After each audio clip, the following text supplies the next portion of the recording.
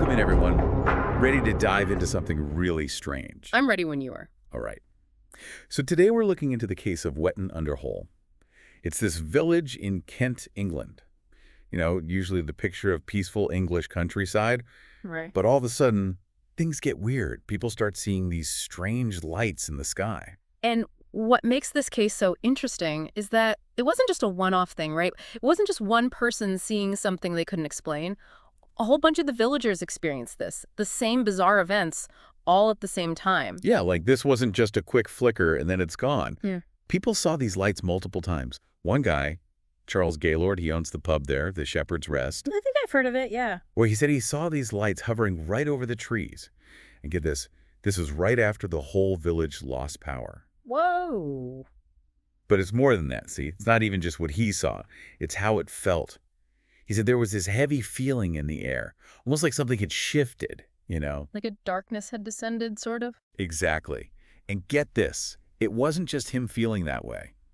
The next day, people all over the village start getting sick. And it's not just a normal cold either. Oh, no. What was it like?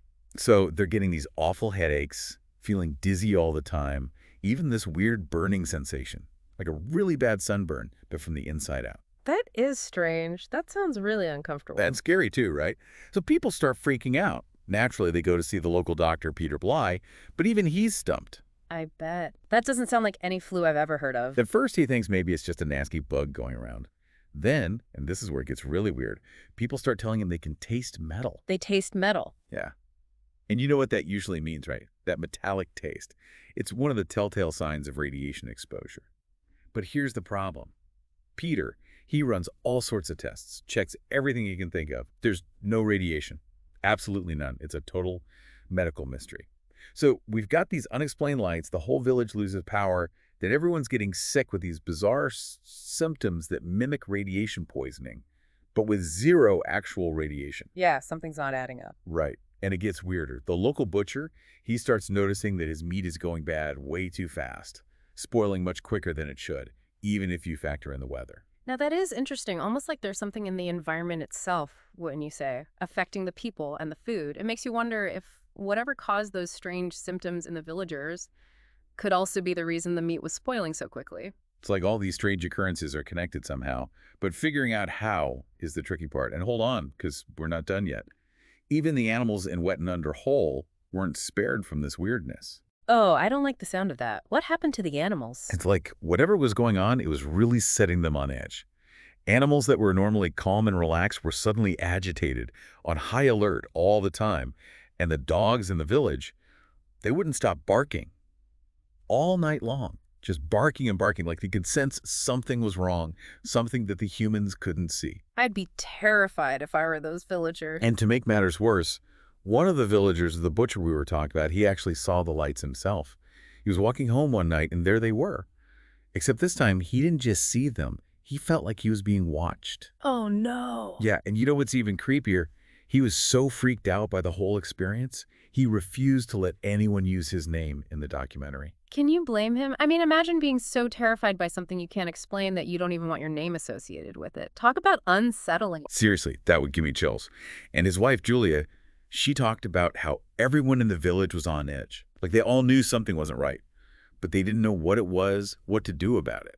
That feeling of being watched, it really adds a whole other layer of fear to the situation, doesn't it? Because it's not just a case of strange lights or even a weird illness anymore.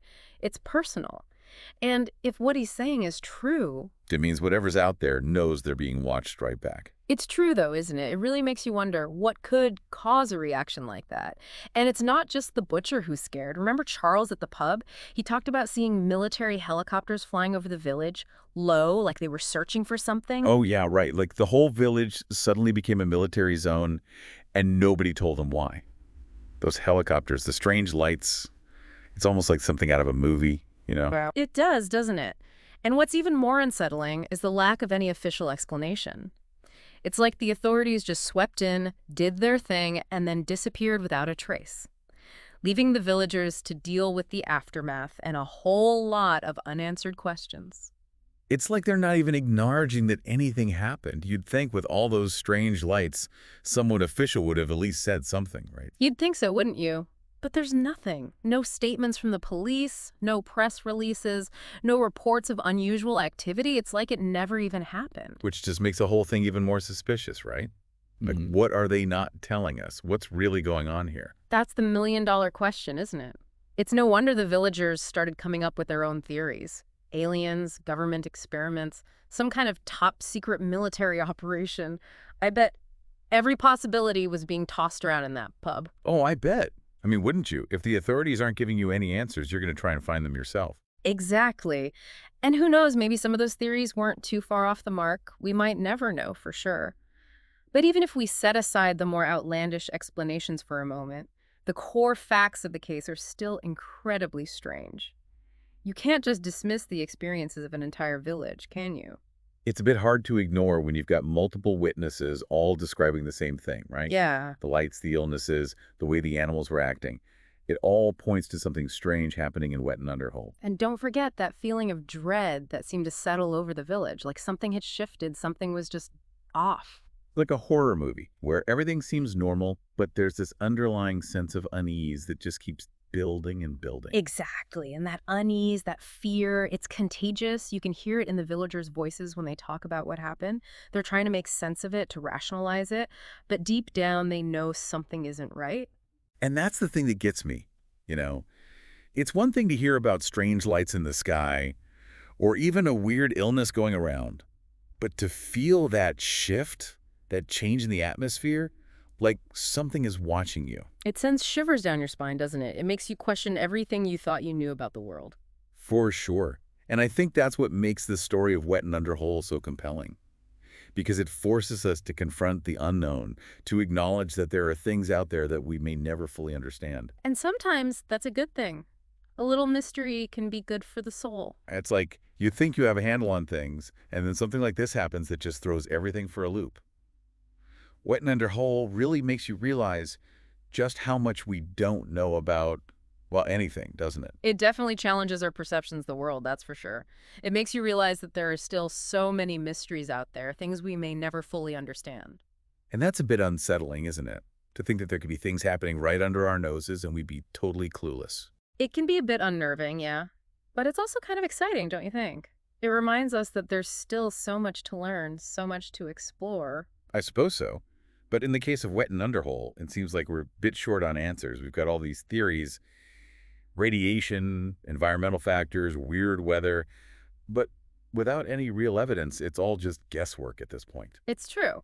We can speculate all we want, but until we have some concrete data to back it up, we're just grasping at straws. And even then, there's no guarantee that we'd ever get a complete picture of what happened.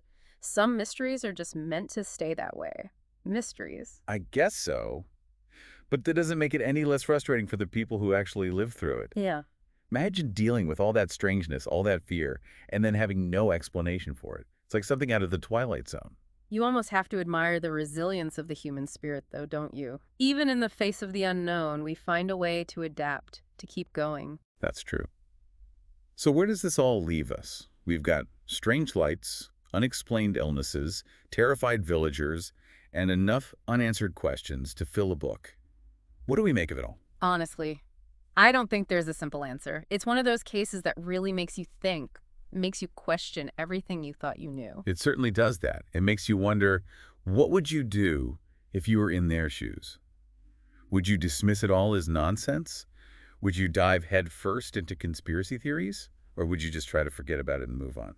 Tough to say, but I think that's what's so fascinating about these kinds of stories. They make us confront our own beliefs, our own fears. That they do. So if you're ever feeling brave enough to explore the unknown, I highly recommend checking out the full documentary on Wetton Under Hole. Just maybe don't watch it alone at night. And maybe keep a nightlight on, just in case. Until next time, keep exploring.